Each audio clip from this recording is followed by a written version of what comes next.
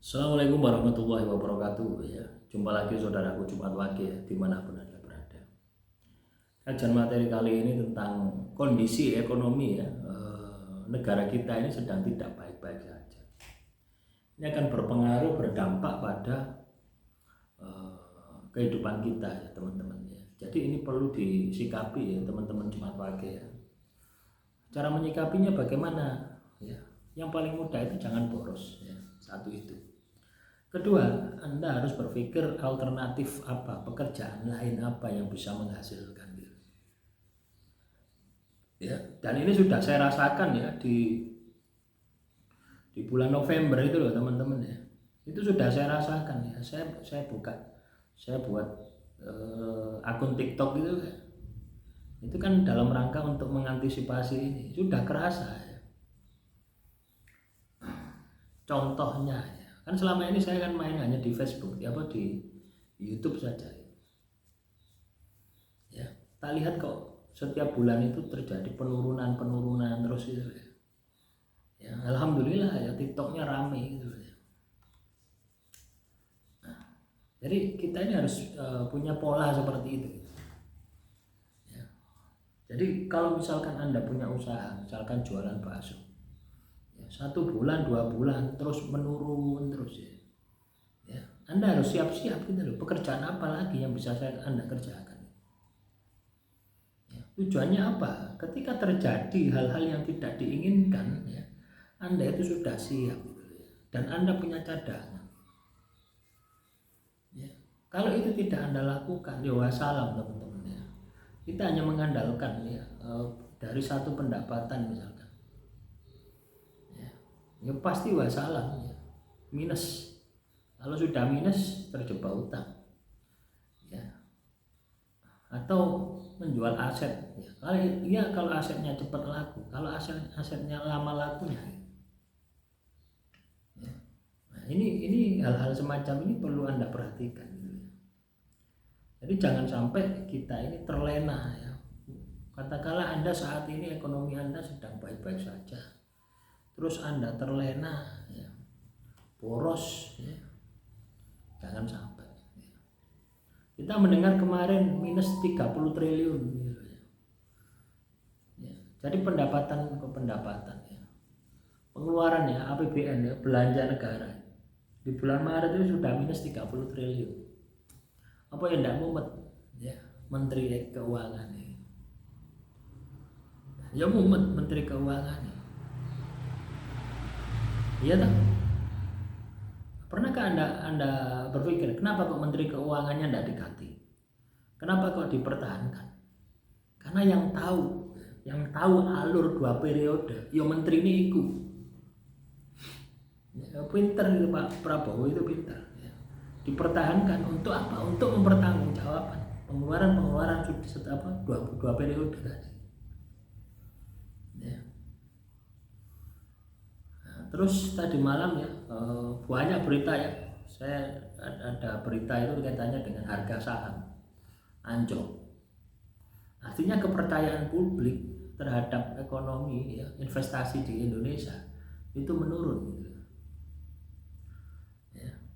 Nah, coba bayangkan ya, dampaknya ini terhadap ekonomi kita ya. Nah, jadi yang perlu Anda katakan punya usaha itu ya, yang stabil itu sembako itu stabil. Ya, siapa yang tidak butuh beras? Siapa yang tidak butuh gula? Siapa yang tidak butuh minyak? Siapa yang tidak butuh kopi? Gitu. Terus apa lagi? Sayur-sayuran.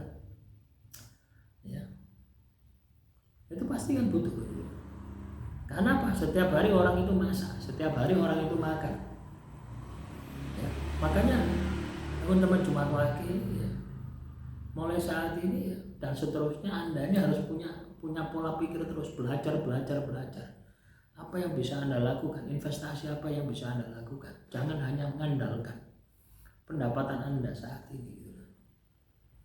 Karena kalau Anda mengandalkan pendapatan Anda saat ini, itu tidak cukup teman-teman ya. Minus nanti gitu ya. Melihat situasi dan kondisi keadaan ekonomi kita ini saat ini seperti ini akan berdampak ya kepada kehidupan kita. Ya. penerimaan pajak itu loh, orang katakanlah telat bayar pajak itu loh ya. Sudah telat kadang ya nggak dibayar loh. Saya punya motor nggak tak pajaki satu gitu. Harga jualnya itu sudah murah ya, pajaknya mahal. Ya wis diteken di omahe ya, gawe blonjo.